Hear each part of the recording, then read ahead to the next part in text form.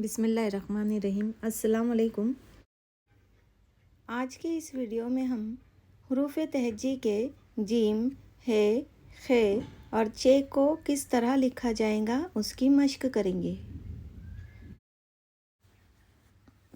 Gym की नोक आधा कत तिरछी और निस्फ कत मोटाई की 1.5 कत लंबाई उसकी होनी चाहिए। इसे सिरा कहा जाता है। अब ये जो गोल शक्ल में मैं बना रही हूँ इसे गर्दन कहा जाता है, जो कि जीम के सिरे से जुड़ी हुई है। इसका और जीम की नोक का फासला 1 कत होना चाहिए।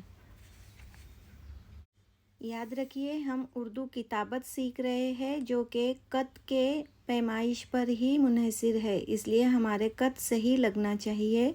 जो पैमाइश इसके ज़ाब्ते में दी गई है वही आना चाहिए।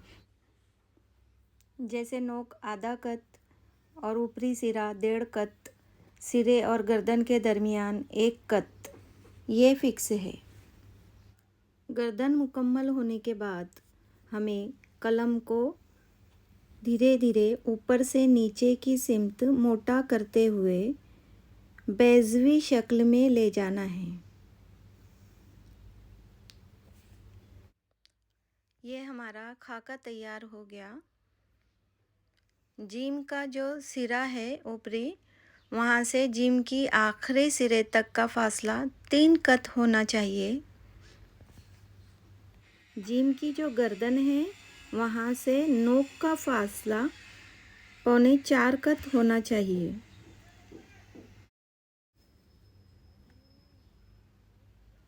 और उसके नीचे जीम के पेट का गहराव 2.5 कत हो।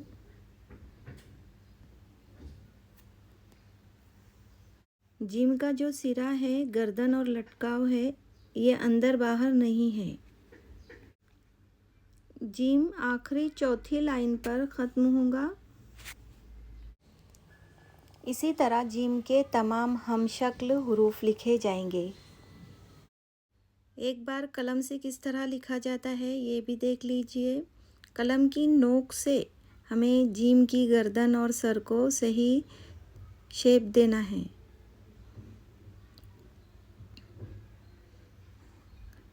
ये गर्दन का सिरा है ऊपरी जो 1.5 कत है, और ये नोक है जो कि आधा कत है। ये लटकाव है गर्दन की, और फिर ये बेज़वी शक्ल का हमें दायरा यहाँ बनाना है।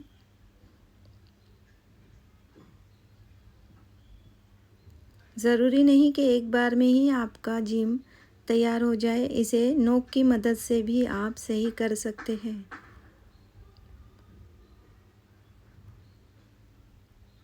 नोक और सिरे का दरमियानी फासला 3 कत, दरमियान में 3.25 कत, और ये जो पेट की गहराई है वो 2.5 कत।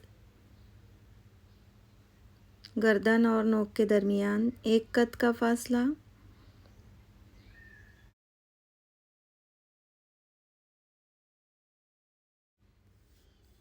बस इसी शक्ल में हे भी लिखा जाएगा।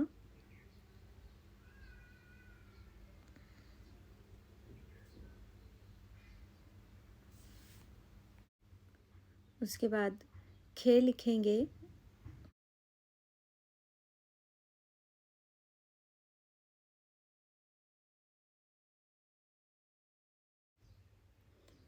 और आखिर में चे लिखेंगे। इस तरह आप चौक, मार्कर या कलम से मश्क करते रहेंगे तो आपको भी जीम की शक्लें बनाती आ जाएंगी।